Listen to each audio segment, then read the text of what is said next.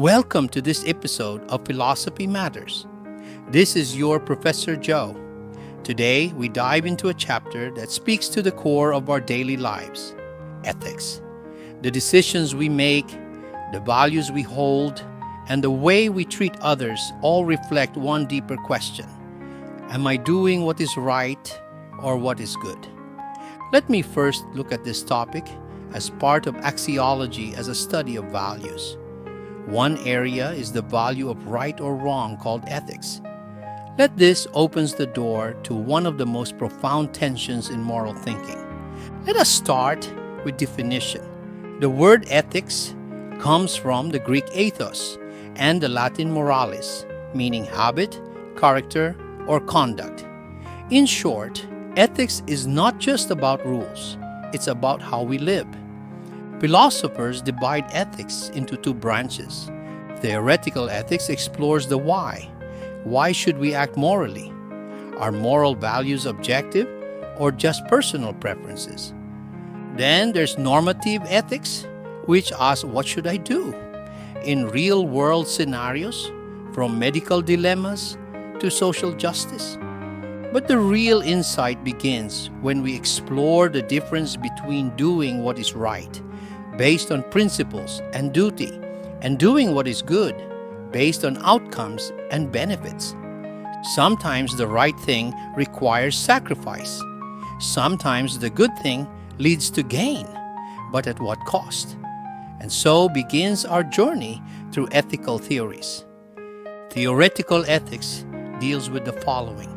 Let's start first with emotivism, a theory in metaethics that says moral claims aren't facts but emotional expressions. So when someone says stealing is wrong, they're not stating a truth. They're saying boo to stealing. It's like cheering for your team, more feeling than fact. J. Ayer and Charles Stevenson popularized this view in the 20th century. But here's the problem. If ethics is just emotion, how can we reason with each other about justice or human rights? Imagine debating slavery. One person says it's wrong, another says it's okay. Under emotivism, they're just expressing feelings, and neither is objectively right or wrong. That's the weakness. Ethics, we believe, must be more than emotion. It must include reasons, principles, and persuasion. Second, it is about relativism. Relativism challenges the idea of moral universals. It says morality depends on context, on personal belief or cultural tradition. In ethical subjectivism, what's right is what you believe is right. In cultural relativism, what's right depends on your society. This theory teaches tolerance, and that's a good thing. But it also comes with a dilemma. If all moral opinions are equally valid, how can we condemn injustice or defend human rights? What if a culture permits child labor or discrimination? Can we say that's wrong, or must we just respect their customs? Relativism reminds us to be humble, but it also reminds us that some moral principles, like dignity, justice, and compassion, should rise above culture or preference.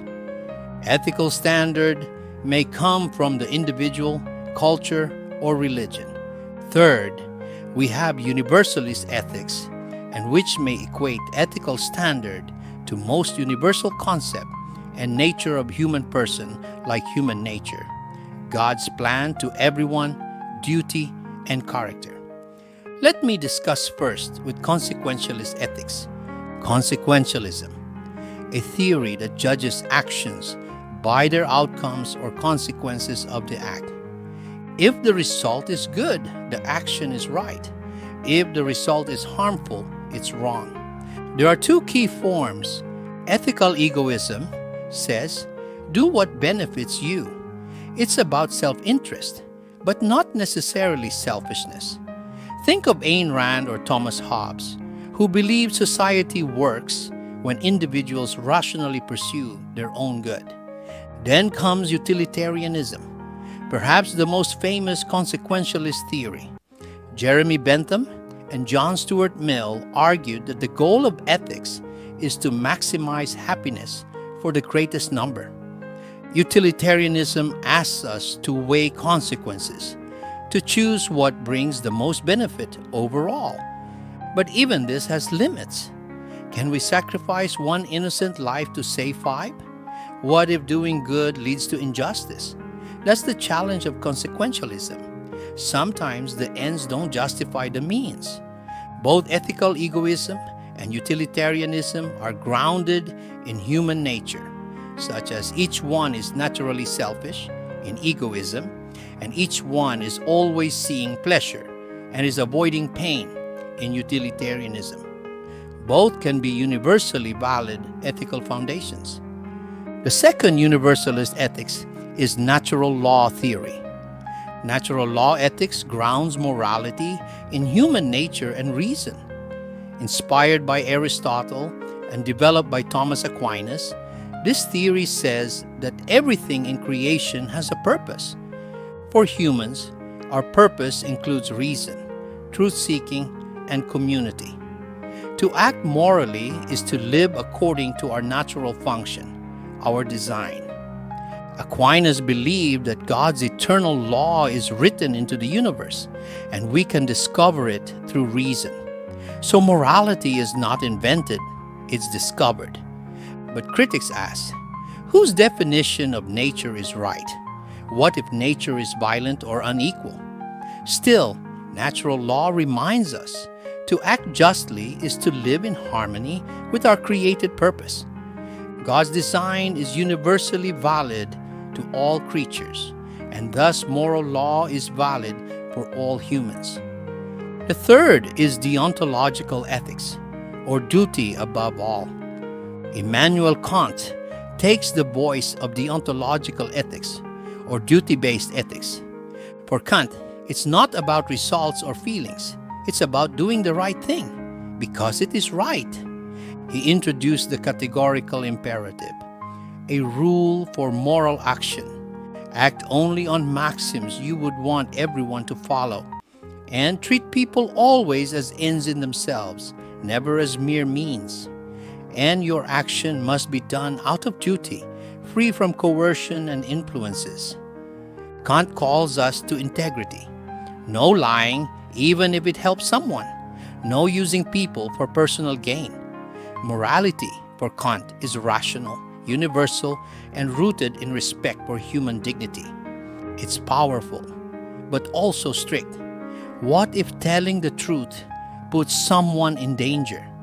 Kant says, do it anyway. And that's why his theory sparks deep debate.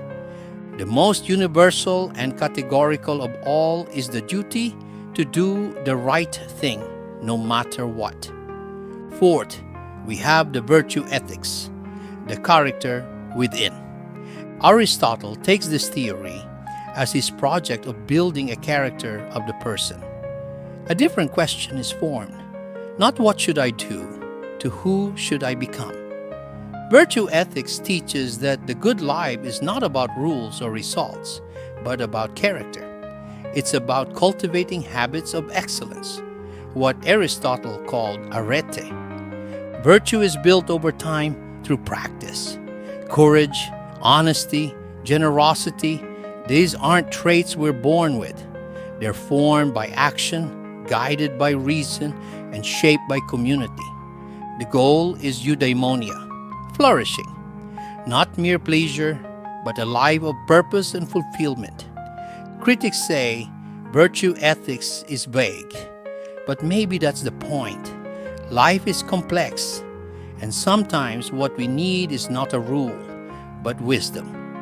Fifth, we can include rights ethics, that is protecting human dignity. Then there's rights ethics, which centers on human dignity and freedom. Philosophers like John Locke and Immanuel Kant argued that every person has rights, life, liberty, property, and these must never be violated. This theory gave rise to the great social movements for civil rights, human rights, and democracy.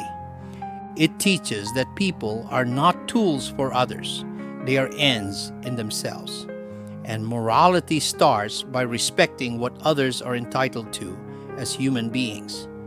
But what happens when rights conflict?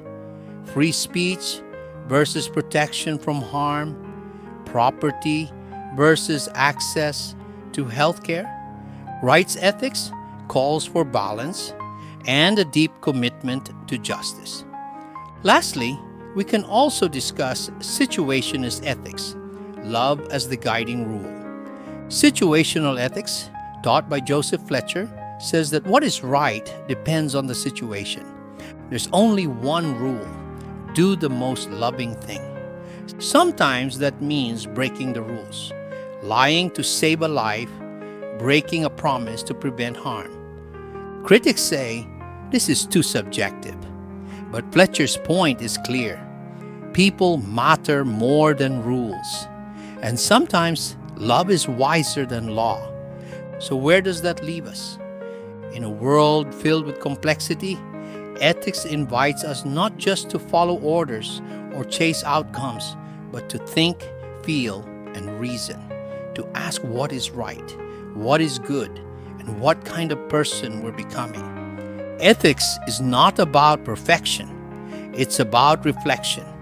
It's about aligning our choices with principles, our desires with justice, and our lives with something greater than ourselves.